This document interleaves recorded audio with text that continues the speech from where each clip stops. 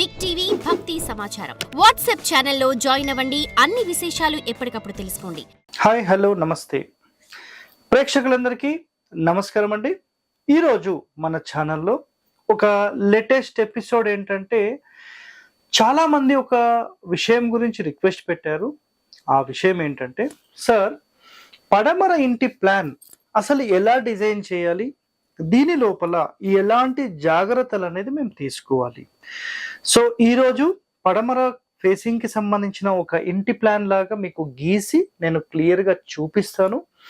అయితే ఒక విషయం మీరు గుర్తుపెట్టుకోండి, ఇక్కడ చెప్పేది కేవలం ఇన్ఫర్మేషన్ పర్పస్ మాత్రమే.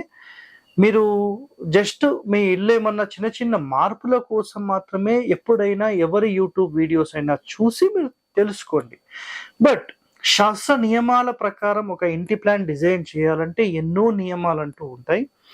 సో కేవలం యూట్యూబ్లో వీడియోస్ చూసి ఇల్లు కట్టుకుంటే మాత్రం 100% ఫెయిల్ అయ్యే అవకాశాలు కూడా ఉంటాయి. గుర్తుపెట్టుకోండి, కేవలం నాలెడ్జ్ పర్పస్ మాత్రం మీరు ఇవన్నీ తెలుసుకోండి, నో ప్రాబ్లం. ఓకే, సో ఈరోజు పడమర ఇంటి ప్లాన్ మనం ఇక్కడ చూపిస్తున్నాం. ఈ ఒకటే ఎపిసోడ్లో మీకు నేను 2 రకాలుగా ఈ పడమర ఇంటి ఫేసింగ్ కి సంబంధించిన ప్లాన్ అనేది నేను చూపిస్తాను. అంటే చిన్న ఇంటి ప్లాన్ అండ్ పెద్ద ఇంటి ప్లాన్. కొన్ని చిన్న చిన్న ఇండ్లు కేవలం ఇంటి లోపలి కొలతలు ఒక 20 అడుగులు ఉంది సార్, 22 అడుగులు ఉంది, మేము ఎలా డిజైన్ చేయాలి అన్నప్పుడు దానికి ఒక పరిష్కార మార్గంగా నేను చూపిస్తాను. రెండవ రకంగా ఇల్లు పెద్దదైతే దాన్ని ఎలా డిజైన్ చేయాలి, రెండో రకంగా చూపిస్తాను. సో ఇప్పుడు మీరు ఏదైతే ఇక్కడ ఈ వెస్ట్ ఫేసింగ్ రోడ్ చూస్తున్నారో, ఇది ఎగ్జాంపుల్లో ఒక 40 అడుగులు ప్లస్ 60 అడుగులు అని అనుకుందాం. Clear sir? మీరు చిన్నది అంటున్నారు సార్, వీడియో మొత్తం చూడండి మీకు అర్థమవుతుంది. సో ఇందులో మనం ఏం చేద్దామంటే, ఒక హౌస్ నిర్మాణం, ఇది హౌస్ అనుకుందాం. సో దక్షిణంలో ఒక 4 అడుగులు, ఉత్తరంలో ఒక 4 అడుగులు, తూర్పులో ఒక 6 అడుగులు ఖాళీ వదులుదాం. మిగిలింది మొత్తం పడమరలో.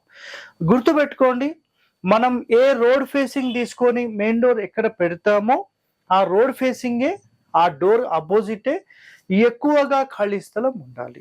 సో వీటన్నిటికీ సంబంధించిన శాస్త్ర ప్రమాణాలు గతంలోనే మన ఛానల్లో అప్లోడ్ చేయడం జరిగింది ఎపిసోడ్స్ వైజ్గా. నెక్స్ట్ ఎవరైతే చూడలేదో త్వరలో వాళ్ళ కోసం మళ్ళీ నేను అప్లోడ్ అనేది చేస్తాను. సో ఇవన్నీ చూడండి. ఓకే, ఖచ్చితంగా నైరుతిలోనే ఇల్లు కట్టాలి, పడమరలో ఖాళీ ఎలా పెడతారు, పడమరలో ఖాళీ పెట్టనేకూడదు, ఇవన్నీ 100% రాంగ్ అండి. ఇది ఒక్కటే మైండ్లో పెట్టేసుకోండి. క్లియర్? సో ఇందులో మొట్టమొదటిగా ఒకవేళ 4 అడుగులు 4 అడుగులు తీసేస్తే 40లో మన ఇల్లు అనేది 32 అడుగులు వచ్చింది ఎగ్జాంపుల్. ఓకే, 32 అడుగులు. ఒక ఇంటిని ఇట్లా 9 భాగాలుగా మనం డివైడ్ చేద్దాం. అయితే 9 భాగాలుగా, జస్ట్ ఎగ్జాంపుల్లో చెప్తున్నాను, 9 భాగాలుగా డివైడ్ చేద్దాం. సో మనకు ఈ విధంగా డివైడ్ చేసినప్పుడు ఖచ్చితంగా ప్రధాన ద్వారం ఎక్కడ రావాలంటే మధ్యస్థానంలోనే ప్రధాన ద్వారం రావాలి. సో ఇంకొక మాట గుర్తుపెట్టుకోండి, ఇక్కడ ద్వారాలు భార్యాభర్తలతో నేను కంపారిజన్ ఇస్తాను. పడమర ద్వారం అనేది మీకు భార్యతో సమానం, దక్షిణ ద్వారం భర్తతో సమానం, తూర్పు ద్వారం భర్తతో సమానం, ఉత్తర ద్వారం భార్యతో సమానం. సో భార్య భార్య, భర్త భర్త. అయితే పడమర ఫేసింగ్ లో చాలా చాలా ఇంపార్టెంట్ ఒక ఈ ఇన్ఫర్మేషన్ మీరు ఫాలో కాకపోతే మీ ఇల్లు 100% ఫెయిల్ అయ్యే అవకాశాలు ఉంటాయి. ఎలాగంటే, పడమర డోర్ ఎప్పుడైతే మనం ప్రధాన ద్వారంగా పెట్టామో 100% మీరు తూర్పులో ద్వారం పెట్టాల్సిందే. అంటే భార్య ఉంటే ఖచ్చితంగా మళ్ళీ భర్త ఉండాల్సిందే. సో భార్యాభర్తలు ఏ ఇంటి లోపలైతే ఉంటారో 100% ఆ ఇల్లు సక్సెస్ లో ఉంటుంది, మంచి అభివృద్ధిలోకి వెళ్తుంది. So opposite mandatory. Okay, right. ఇప్పుడు సెకండరీ ఆప్షన్ గా మాట్లాడదాం. అంటే ముందుగా ద్వారాల విషయంలో చాలా మంది చేసే తప్పుల గురించి ఒక మాట చెప్తాను. పడమర ఫేసింగ్ ఇంటి లోపల మీరు ఎప్పుడైతే పడమర డోర్ పెట్టి తూర్పు డోర్ పెట్టారో సఫిషియంట్ అయిపోయింది. సార్ మాకు ఉత్తరంలో డోర్ కావాలి అన్నారు అనుకోండి, ఈ ఇద్దరి మధ్యలో ఇంకొక ఆమె భార్య, అంటే ఈ పక్క ఆయన భార్య, మీ ఇద్దరి మధ్యలో ఉంటుంది. ఈమె వచ్చిన తర్వాత మీ ఇంటి లోపల కంప్లీట్ డిస్టర్బెన్సెస్ మళ్ళీ క్రియేట్ అవుతాయి. నిజంగా ఫైనాన్షియల్ అనుకోండి, హెల్త్ అనుకోండి, వెల్త్ అనుకోండి, రిలేషన్ పరంగా అనుకోండి, ఇవి చాలా డ్యామేజెస్ చేస్తుంది. కావాలంటే మీరు ప్రాక్టికల్గా ఏ ఇంటి లోపలైతే ఈ 3 ద్వారాలు ఉన్నాయో ఆ ఇల్లు ఖచ్చితంగా ఫెయిల్ అవుతుంది. ప్రాక్టికల్గా చెక్ చేసుకోండి. రైట్, పడమర డోర్, తూర్పు డోర్ సఫిషియంట్. ఒకవేళ సార్ మాకు ఈ 2 ద్వారాలతో పాటు ఈ ద్వారం కావాలి అని అన్నారనుకోండి, ఖచ్చితంగా దీని ఆపోజిట్ మళ్ళీ దక్షిణంలో డోర్ పెట్టండి. భార్య భర్త, భార్య భర్త, అయిపోయింది, అసలు ప్రాబ్లమే లేదు. ఇంకా 100% ఈ ఇల్లు ఎప్పటికీ ఆనందంగా ఉండిపోతుంది. ఎవరింటి లోపలైతే సార్ మేము కేవలం ఈ ఒక డోర్ మాత్రమే పెట్టామని అనుకున్నారు, దాని ఆపోజిట్లో మళ్ళీ డోర్ పెట్టండి. కేవలం భర్తకు ప్లేస్లో డోర్ పెడితే నో ప్రాబ్లం, కానీ ఆపోజిట్లో భార్య లేకుండా నడుస్తుంది. కానీ భార్య మాత్రమే ఉండకూడదు, ఖచ్చితంగా భర్తను మీరు మెయింటైన్ చేయాల్సిందే. క్లియర్? రైట్. ఇప్పుడు ప్లానింగ్ గురించి మాట్లాడేటప్పుడు మొట్టమొదటిగా మనం ద్వారాల గురించి మాట్లాడేసాం. ఈ ద్వారాల గురించిన ఎక్స్ప్లెనేషన్ క్లియర్గా మీకు చెప్పడం జరిగిపోయింది. ఇప్పుడు సెకండరీ ఆప్షన్లో ఈ నవగ్రహాల ఇల్లు అంటాం దీన్ని.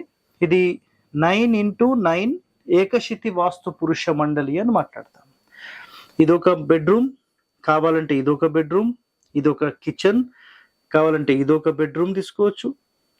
ఇక్కడ ఇదంతా హాల్ కావాలంటే తీసుకోవచ్చు, ఇది పూజా రూమ్ తీసుకోవచ్చు, కిచెన్ పక్కన ఇక్కడ డైనింగ్ తీసుకోవచ్చు, ఇది ఇష్యూ లేదు. సో ఈ విధంగా దీన్ని డిజైన్ చేసుకోవచ్చు మనం. అయితే సార్ మాకు టాయిలెట్స్ కావాలి, అటాచ్డ్ టాయిలెట్ ఒకటి కావాలి, కామన్ టాయిలెట్ ఒకటి కావాలి, మేము ఎట్లా చేయాలి సార్ దీంట్లో సెటప్ మాకు కొంచెం చెప్పండి అంటే, ఇక్కడ చూడండి, మాస్టర్ బెడ్రూమ్ అయితే ఇక్కడ క్లియర్ అయిపోయింది నైరుతిలో. ఓకే, ఒక బెడ్రూమ్ అయిపోయింది. దీని తర్వాత ఒక టాయిలెట్ తీసుకుంటాం, మధ్య సూత్రంలో రాకూడదు. ఓకే, అది ఇంపార్టెంట్. నెక్స్ట్ ఇక్కడి నుంచి ఒక బెడ్రూమ్, ఇట్లా ఒక బెడ్రూమ్ తీసుకుంటే కిచెన్ కొంచెం చిన్నగా చేసుకొని ఈ మధ్య సూత్రంలో కాకుండా ఈ మిగిలిన స్పేస్లోనే 2 టాయిలెట్స్ కానీ ఇక్కడ ఇంకో టాయిలెట్ కానీ ఏర్పాటు చేసుకోవాలి. అంటే బెడ్రూమ్ 2 టాయిలెట్స్, మళ్ళీ బెడ్రూమ్, లేదా bedroom 1 toilet, bedroom 1 toilet. Toilets ఈ రెండింటి మధ్యలో రావచ్చు, లేదంటే అటుపక్కకైనా రావచ్చు. జనరల్గా కిచెన్ పక్కన టాయిలెట్ అనేది 100% ఉండకూడదు. కాకపోతే ఈ కాలంలో ఆ మాట మనం మాట్లాడలేము. ఎందుకు అంటే ప్రతి ఇల్లు చాలా చిన్న చిన్న ఇల్లు తయారైపోయినాయి కాబట్టి అసలు దీని గురించి మనం మాట్లాడడమే వ్యర్థం. ఓకే, చిన్న ఇంటిలో ఇవన్నీ పాసిబిలిటీస్ లేవు. ఏ మహానుభావుడైతే కిచెన్ పక్కన అసలు టాయిలెట్ పెడతారా, బెడ్రూమ్ పెడతారా అని మాట్లాడతారో మీరు గుర్తుపెట్టుకోండి ఈ మాట. అసలు ఇంటి లోపల టాయిలెట్స్ ఉండొచ్చా అని ఫస్ట్ క్వశ్చన్ వేయండి. ఇంటి లోపల ఈ దరిద్రాన్ని మనం పెట్టకూడదు.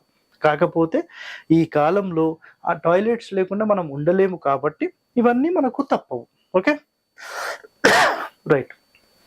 సార్ ఇప్పుడు ఇదంతా మీరు చెప్పారు, ఇది పెద్ద ఇల్లు కదా, సో మాకు చిన్న ఇంటి గురించి చెప్పండి అని మీరు మాట్లాడారు అనుకోండి, చాలా చాలా అద్భుతంగా దీన్ని ఇప్పుడు డిజైన్ చేస్తాం. చూడండి, ఈ 3 రూమ్స్ ఇప్పుడు లేవనుకుందాం. ఓకే, అప్పుడు ఈ 2 రూమ్సే ఉన్నాయి.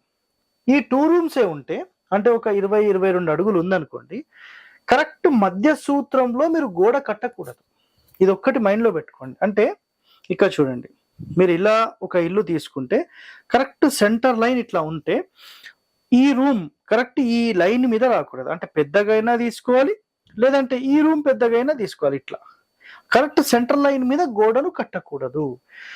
సో ఇలా డివైడ్ చేసినప్పుడు 20 అడుగులు అనుకోండి, ఒకటేమో 11.5 అడుగులు, ఇంకొకటి 8.5 అడుగులు, లేదంటే 11 అడుగులు 9 అడుగులు, అలా తీసుకోవచ్చు, నో ప్రాబ్లం. ఇప్పుడు ఇక్కడ గుర్తుపెట్టుకోండి, ఇలా తీసుకున్నప్పుడు ఈ రూమ్ యొక్క సెంటర్ డోర్ మనం ఏర్పాటు చేసి మళ్ళీ సేమ్ ఆపోజిట్ డోర్ తీసుకుంటాం. ఈ 3 రూమ్స్ లేవు, దీని గురించే మాట్లాడుతున్నాను.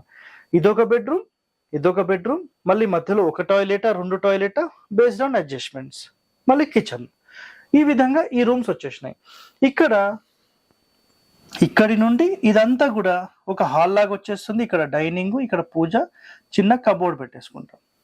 సో ఆటోమేటిక్గా ఈ 3 రూమ్స్ లేకపోతే కిచెన్, 2 బెడ్రూమ్స్, 1 టాయిలెటా 2 టాయిలెటా బేస్డ్ ఆన్ అడ్జస్ట్మెంట్స్, ఇది కంప్లీట్ హాల్, ఇక్కడ dining with puja and door opposite door. So చాలా అద్భుతంగా ఈ డిజైన్ వచ్చేసింది. ఇది సింపుల్గా ఇక్కడ నేను చూపిస్తాను, ఒకసారి చూడండి. ఇది ఎట్లా వచ్చిందంటే ఇదొక బెడ్రూమ్, ఇదొక బెడ్రూమ్, ఇక్కడ ఒక 2 టాయిలెట్స్ వచ్చేసాయి, ఇది ఒక కామన్ టాయిలెట్, ఇది అటాచ్డ్, ఈ డోర్, ఇదొక మంచం, ఇదొక మంచం, ఇది కిచెన్, అంటే ఇదొక బెడ్రూమ్, మధ్యలో ఇక్కడ ఓపెన్ స్పేస్ ఇట్లా వచ్చి ఇట్లా వెళ్ళడానికి, ఇది డోర్, అండ్ ఇది మొత్తం ఇక్కడ వరకు హాల్, ఇక్కడ టీవీ పెట్టుకుంటారా ఏం పెట్టుకుంటారా, మళ్ళీ ఆపోజిట్ ఇక్కడ డోర్, ఇక్కడ పూజ, ఇది డైనింగ్. సో ఈ విధంగా ఈ డిజైన్ వచ్చేసింది. బెడ్రూమ్, 2 టాయిలెట్స్, బెడ్రూమ్, కిచెన్, ఇది మొత్తం హాల్, డైనింగ్, మళ్ళీ డోర్ ఆపోజిట్ డోర్. ఈ విధంగా ఒక డిజైన్ ఇక్కడ చూపించాను.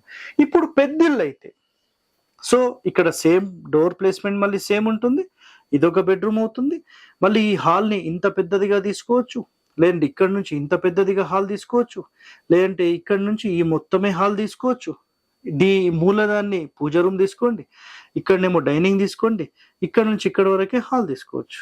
అప్పుడు ఇదొక బెడ్రూమ్, ఇదొక బెడ్రూమ్, లేదంటే ఇదొక బెడ్రూమ్, ఇదొక బెడ్రూమ్, 1, 2, 3 బెడ్రూమ్స్, లేదా ఓన్లీ 2 బెడ్రూమ్స్, పెద్ద కిచెన్, పెద్ద డైనింగ్. కావాలంటే దీన్ని మొత్తం మీరు ఒక బెడ్రూమ్ లాగా, ఇక్కడ పూజ రూమ్ లాగా, ఇది మొత్తం హాల్ లాగా, ఇది సిట్అవుట్ లాగా, ఇది ఓన్లీ సిట్అవుట్ అవుతుంది. ఓకే, ఇది సిట్అవుట్ లాగా క్లియర్ అవుతుంది. ఇందులోనే మీకు సెప్టిక్ ట్యాంక్ అండ్ టాయిలెట్స్ అయిపోయినాయి, septic tanks and water tanks కూడా చెప్తాను, గుర్తుపెట్టుకోండి. పడమర ఫేసింగ్ కి సంబంధించి ముందుగా మనం మెట్లు డిజైన్ ఇక్కడ చేసుకుందాం. మెట్లు డిజైన్ చేసుకుంటే మనకు నైరుతిలో మెట్లు అనేవి క్లాక్ వైజ్ ఎక్కినా యాంటీ క్లాక్ వైజ్ ఎక్కినా, అంటే గుర్తుపెట్టుకోండి, ఒక ఇంటి మెయిన్ డోర్ కి రైట్ సైడ్ లో మనం బయట నుంచి చూసినప్పుడు రైట్ సైడ్ లో మెట్లు ఉంటే ఇది clock or anti clockwise మీరు ఏది తీసుకున్నా పైకి ఎక్కిన తర్వాత క్లాక్ వైజ్ లోనే మనం లోపలికి ఎంటర్ అవుతున్నాం. సో ఆటోమేటిక్ గా ఇది మీకు ఒక పూర్ణ బాహు ప్రవేశాన్ని ఇది క్రియేట్ చేసేసింది. సో ఎలాంటి ఇష్యూస్ అనేవి లేవు. So clear. ఇప్పుడు ఇందు లోపల గమనిస్తే గనక మనము సెప్టిక్ ట్యాంక్ ఎక్కడ పెట్టాలని అడిగినప్పుడు స్థలం మొత్తంలో 2 భాగాలు డివైడ్ చేయాలి. అంటే 9 భాగాలు డివైడ్ చేసి 2 వదిలేసేసి 3వ స్థానం నుంచి పెట్టుకోవచ్చు. బట్ ఇంటి మూల మళ్ళీ సెప్టిక్ ట్యాంక్ మూల కాకూడదు. అప్పుడు ఏం చేస్తాం, ఇంటి మూల నుంచి ఒక భాగం వదిలి ఇక్కడ సెప్టిక్ ట్యాంక్ మెయింటైన్ చేస్తాం. మళ్ళీ సెంటర్లో డోర్ ఉంది కాబట్టి ఈ డోర్కి కుడివైపుగా సంపు, ఇక్కడ సంపు, ఇక్కడ సెప్టిక్ ట్యాంక్. ఇంటి వెనకాల ఎప్పుడు కూడా సెప్టిక్ ట్యాంక్స్ కానీ సంపులు కానీ ఇవన్నీ పెట్టకూడదు. ఎప్పుడైనా గుర్తుపెట్టుకోండి, ఇది వెరీ వెరీ ఇంపార్టెంట్. ఈరోజు వరకు మీరు ఎక్కడ విని ఉండరు. మనం ఫ్రంట్ అంటే మనం ఎంత స్ట్రాంగ్ ఉండాలి అంటే మన బ్యాక్ బోన్ స్ట్రాంగ్ ఉండాలి. అలాగే మన ఫ్రంట్ ఫేసింగ్ ఏదైతే పడమర ఉందో దీని యొక్క బ్యాక్ బోన్ అనేది మనకు తూర్పు అవుతుంది. సో ఒకవేళ తూర్పులో మీరు గుంతలు పెట్టినా, సంపులు కట్టినా, సెప్టిక్ ట్యాంకులు కట్టినా ఇది మీ బ్యాక్ బోన్ ని వీక్ చేస్తుంది. కాబట్టి ఎట్టి పరిస్థితుల్లో కూడా ఇలాంటి గుంతలు ఇక్కడ మెయింటైన్ చేయకండి. బోర్ ఇక్కడ యాక్సెప్టెడ్, పర్వాలేదు, కానీ సెప్టిక్ ట్యాంక్ సంప్ మాత్రం ఖచ్చితంగా ఉత్తరంలోనే రావాలి. ఇదొక్కటి మాత్రం మైండ్లో పెట్టేసుకోండి.